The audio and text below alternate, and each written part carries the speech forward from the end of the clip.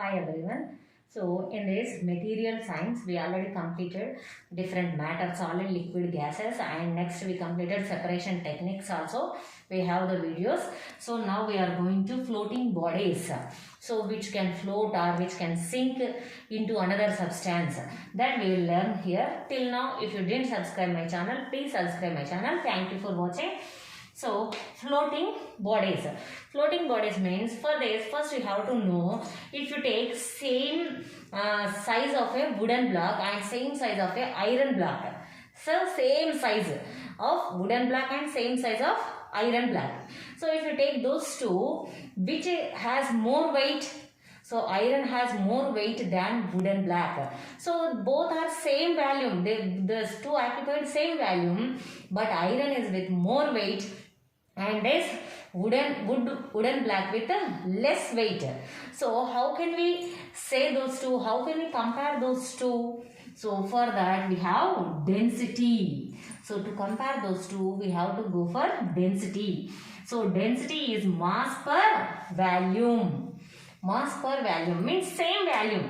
Both wooden block and iron block both are with same volume, but iron mass is more but wooden block mass is less.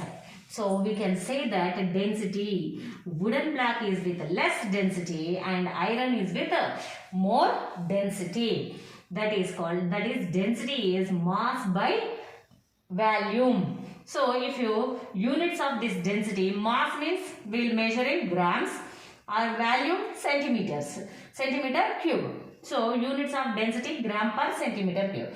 Otherwise if you take an SI system, mass in kgs, volume in meter cube. So kg per meter cube. These are units. This is very important here.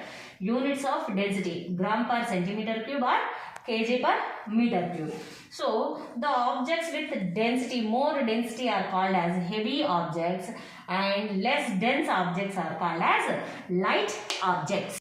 Next we have relative density. Relative density means comparing the densities. Comparing. So if you compare density of any object with water, then relative density of that object is density of the object by density of water.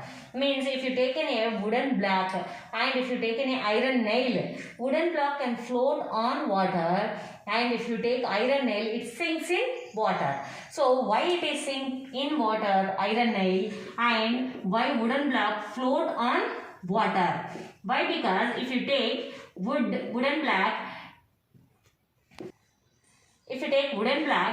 its density is less than water density. So objects which have less dense than water float on water, and objects which have more density than water, they can sink into the water. So that's why relative density we have taken density of the object by density of water. So wooden block density is less than water density. Then you will get this relative density is less than 1. Relative density is less than 1. So when relative density is less than 1, that object will float. And if you take iron nail, its density is more than water. When its density means numerator when is more than denominator, you will get the value greater than 1. So relative density, if greater than 1, those objects sink into water. If relative density is less than 1, those objects float on water. So this is relative density. Next, here relative density. What are units for relative density? Relative density means here density of the object, numerator density, and denominator also density of water. So density, units of density cancel. So you don't have any units for relative density. Very important question. Relative density units, no units. It has no units. Density units gram per centimeter cube or kg per meter cube. But relative density has no units. This you should know. Next, relative density of an object. So not only with water, if you are checking with any other liquid, so you don't know the density of that object and density of water. You don't know the densities. Then how can you check? So relative density of any object is equal to weight of the object by weight of water equal to the volume of the object. So here you can observe this overflowing jar. This is overflowing jar. So in this I have taken water up to this overflow mark. If you add one more drop also, the water overflows through this jar. Like that I have taken water, and in this I have taken an iron rod, simple iron rod. When it is sinking into the water, slowly you have to leave that iron rod in this. When it is sinking into the water, water overflows through this, and here we have to keep a beaker. So whatever the water enters into this beaker, we have to collect it. So how much water can collect in this beaker?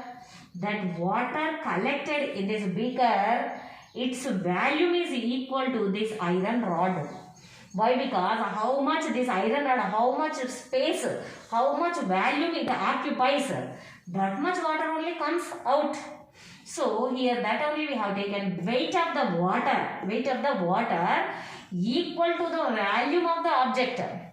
The water comes out here, just the volume of this iron rod.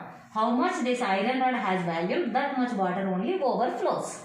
So this is the water volume equal to the volume of that iron rod. So the relative density equal to weight of the object, means here iron rod. Weight of iron rod by weight of the water equal to the volume of that iron rod. So like this, without knowing densities also, just by weight we can know the relative density of that object. So by knowing relative density also, we can say that whether that object sink or float. So you may have some question here. If here you have taken a iron rod, that's why it is sinking in that water can overflow. If you have taken a wooden block, it cannot sink into the water, na? So then you have to take a pen or any iron nail or anything, sharp object, just you have to push this into the water slowly. Wooden block cannot sink into the water, it floats on water. Just leave on the water and push it into the water slowly. So when it is pushing into the water totally, you should not sink this pen or iron nail into the water. Just you have to push this up to here. So here up to here this should sink, and here only we have that pen just above the water surface. You have to sink it forcefully. Then water overflows. Then also water overflows. Then we can find its relative density. So next, relative density of a liquid. You have taken here, okay, one is a solid and one is liquid. Then you can find out by using this formula. But if you have two liquids, we cannot add one liquid into the another liquid. For example, if you have taken oil on this water, that oil cannot sink into the water, just oil only overflows. How can we know? Then this method we cannot use. Then relative density of a liquid, how can we find out, is weight of the liquid by weight of the same volume of water. So no need to do any experiment like this. Just weight of the liquid. You have to take some 1 liter of liquid. For example, check its weight, 1 liter volume. So its liquid's weight you have to check. And same 1 liter water you have to take here. Weight of that water. Weight of liquid by weight of the same volume of water. If you have taken that liquid 1 liter, water also you have to take 1 liter, same volume. You have to check their weights. If you do this numerator and denominator, then by dividing these two, you will get a relative density of a liquid. So to check the purity of milk, we use lactometer. That also depends on density. So that lactometer has a density of milk and water. So if whatever the milk we have taken, if it is with more water, its density goes near to the water density. And if that milk density, whatever the milk we have taken, if its density is equal to the pure milk density, then we can say that is pure milk. Otherwise, that is the difference between pure milk and water densities. How much density it's that milk, whatever we have taken, its density, if it is very near to water, it is with more water.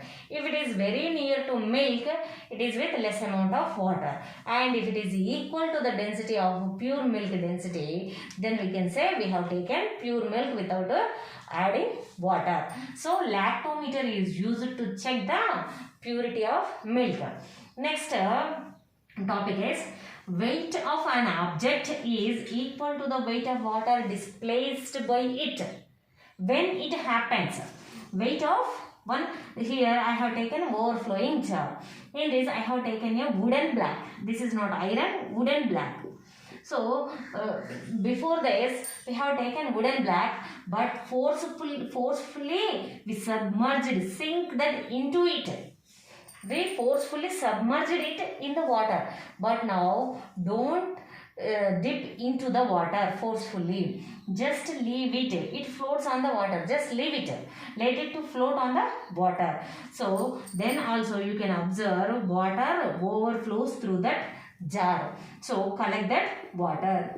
Here water you will get when the wooden block floating on water, then you collected water. No, this water weight of the water displaced by object is equal to the weight of an object. In this situation, when you dip in the water, this is not equal. Weight of an object is not equal to weight of water displaced by it.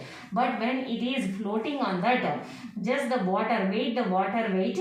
So weight of the water displaced by this object is equal to the weight of this object. How it happens?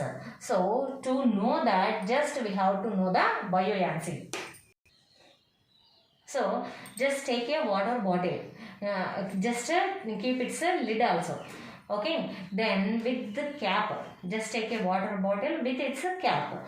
Just try to dip that in the water. It always try to float. Water bottle always try to float, but try to dip, forcefully try to dip that into the water. You can experience a force opposite to your force from that liquid. So whatever the force pushing that bottle up, that is only the upward force in liquids, that is called buoyancy force. Buoyancy. Okay, so water or liquid, any liquid applies always upward force.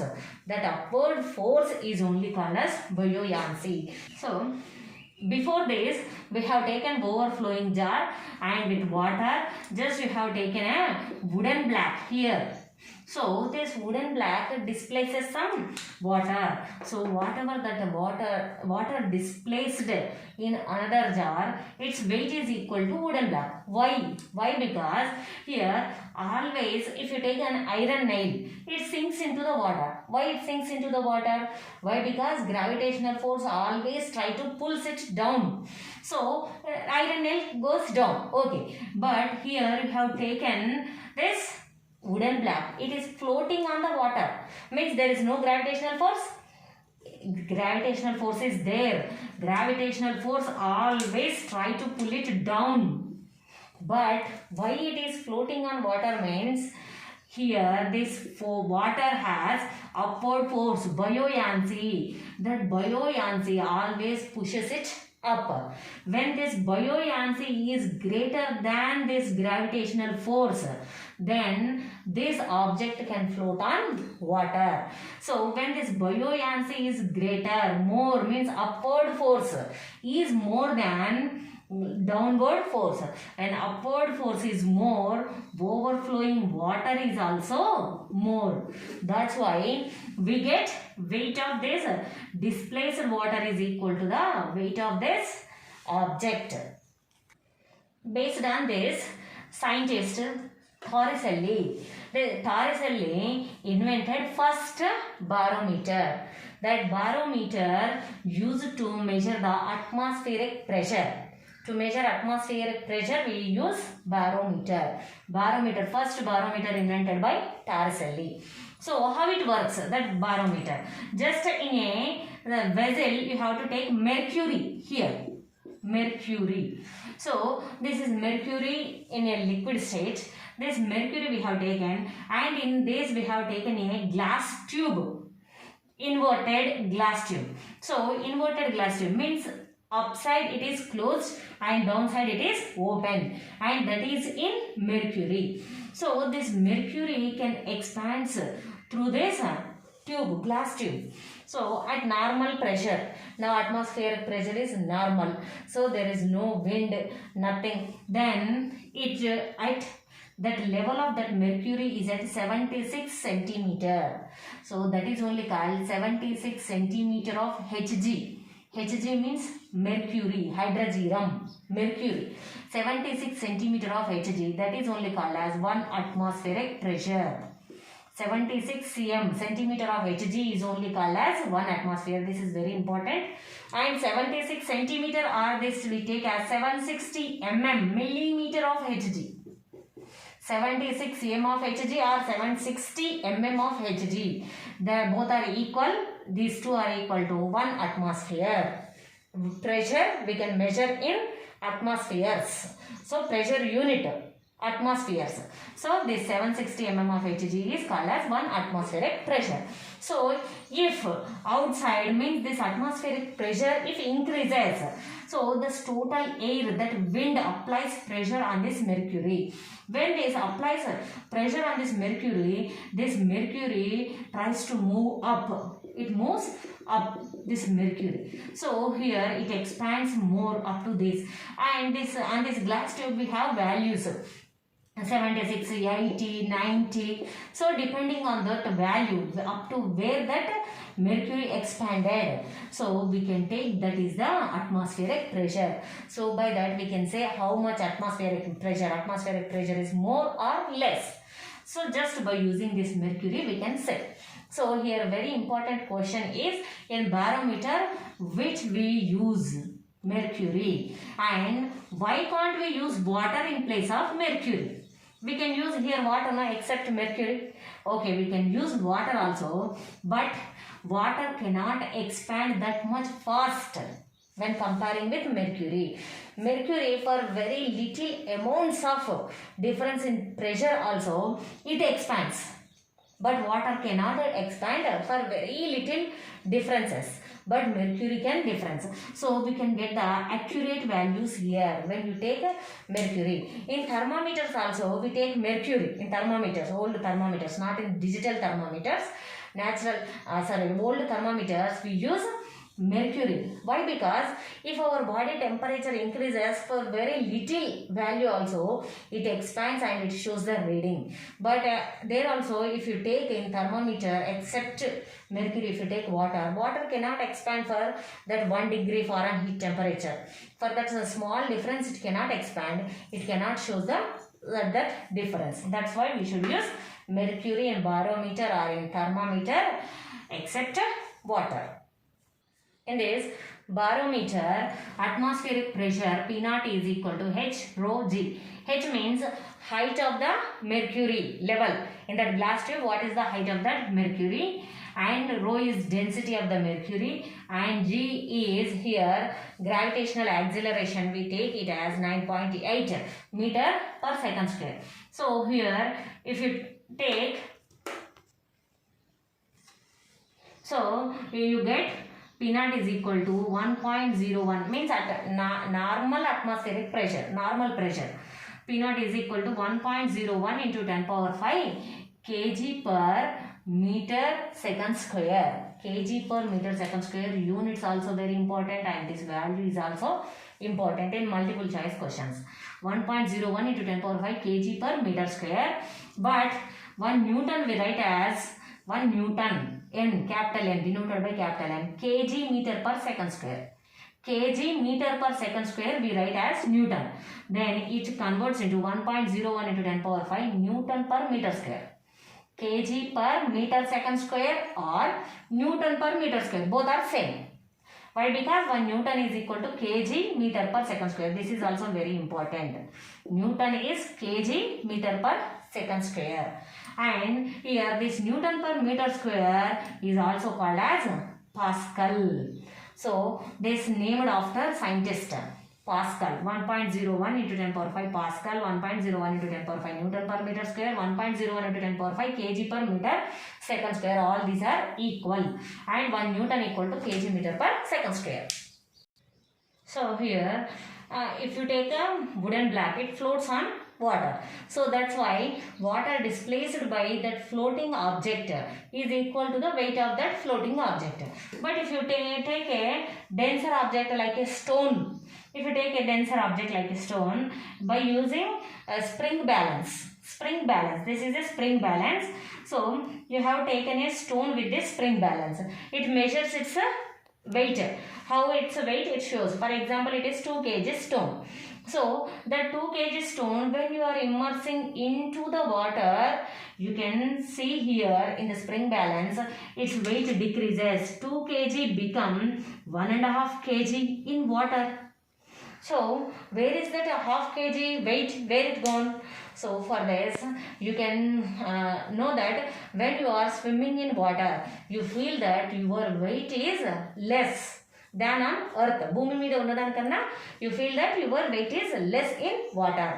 Why? Because this is also just because of buoyancy. Here, when we are on earth, we have only one force, that is pulling us towards the earth, that is gravitational force. Only downward force we have here. But when you are in water, we have gravitational force. It pulls down, and at the same time, that water, means that any liquid, it applies buoyant force, upward force on us. So gravitational force, sum of the gravitational force decreased, cancelled by this upward buoyant force. Why? Because these two are in opposite direction. Gravitational force downward, buoyant force upwards. So this somehow gravitational force cancelled by this buoyancy of that liquid. Then we know that F, our weight W is equal to m into G. This you should know. Weight is equal to mass into gravitational acceleration. So this gravitational acceleration, when is more? On earth, this is 9.8 meter per second square, G. But when you are in water, this G becomes less, cancelled by buoyancy. Means, for example, this becomes, for example, 8 meter per second square. Then m into G become less, then automatically our weight become less.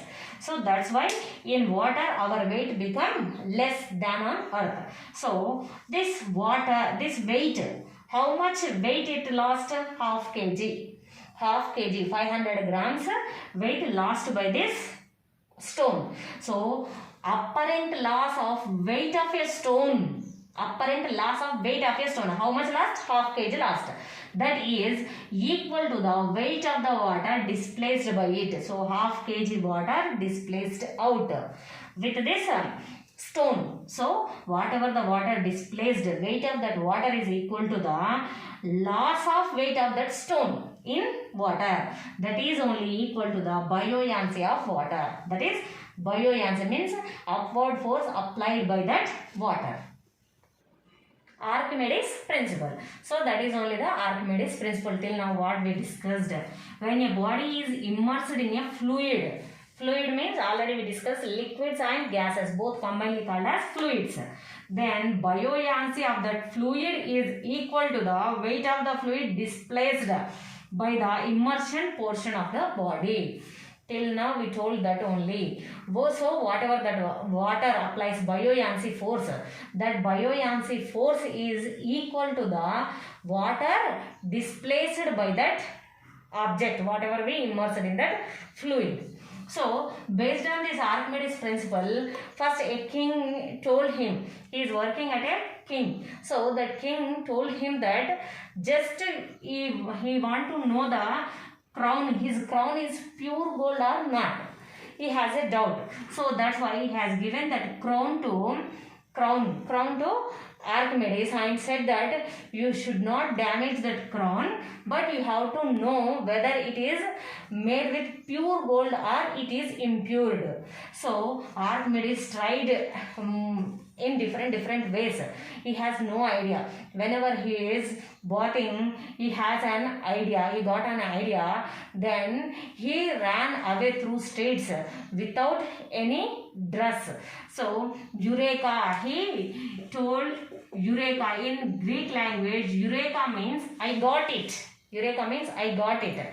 So he ran into the streets. So whatever his idea is, whenever he is bathing in a tub, when he dipped into the water overflowing through the from that tub. So he thought that, so whenever we dip any object in water overflows, and he checked whatever that water overflowed is that equal to the buoyancy of that water. He checked it many times. He got this Archimedes principle. So here he has taken this crown and pure gold, same weight of 2 he has taken, pure gold bar, pure gold biscuit, and here crown. So he has taken with him balance like this.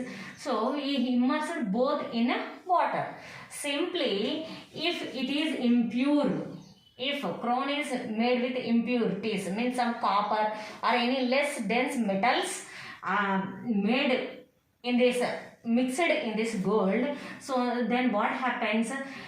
Buoyancy increases on this. When buoyancy increases, it moves up and pure gold moves down.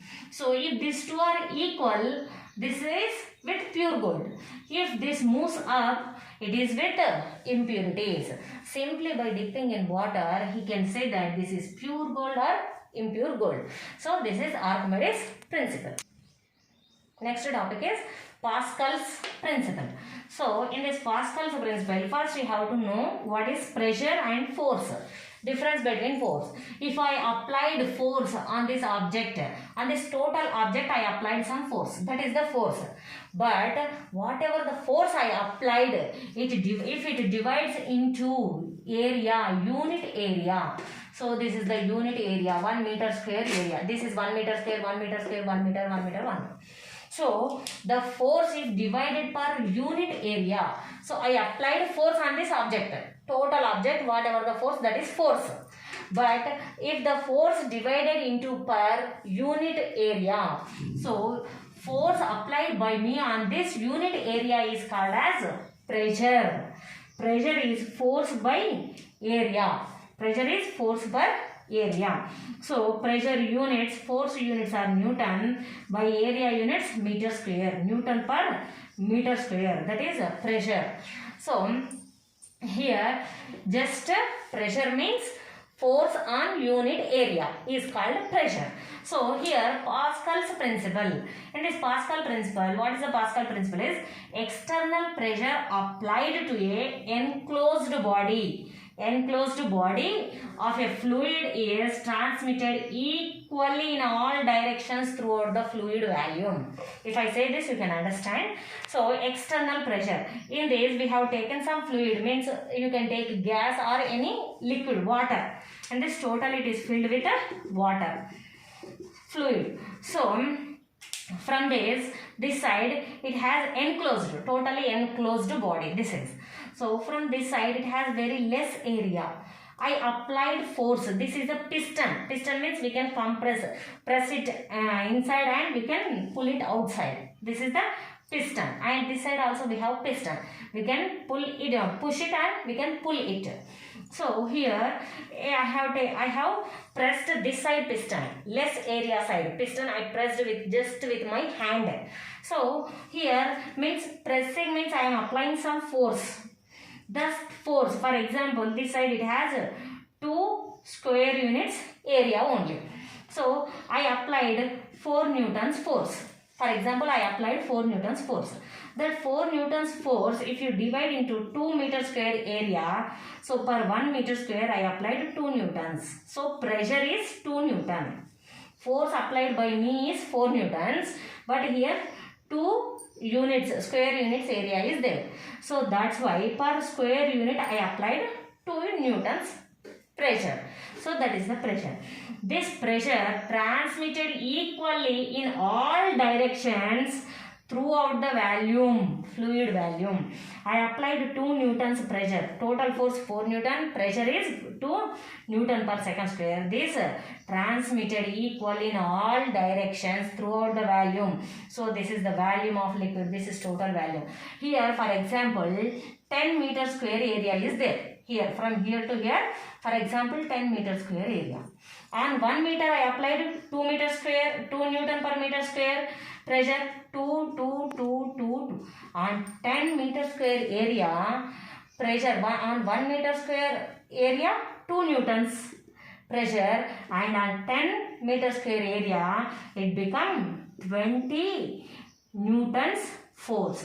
Just here I applied 4 newtons force, but when it comes this side, it become 20 newtons.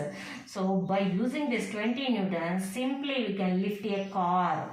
If you keep a car this side, if I press from this side with hand, just we can lift the car this side. It lifts, this piston lifts that car. So do you understand here? Whatever force, first we have to convert it into pressure. So on 1 meter square area, pressure that is equally distributed on every meter square area. So that's why my force increased depending on this. If you take more large area this side, this 20 become 40. If you take 20 meter square area this side, that become 40 newtons force. We can lift very heavy objects also. This is called Brahma press.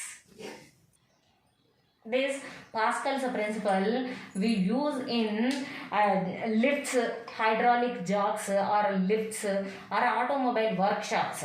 In car washing centers, to lift that heavy car, they use this Pascal's principle.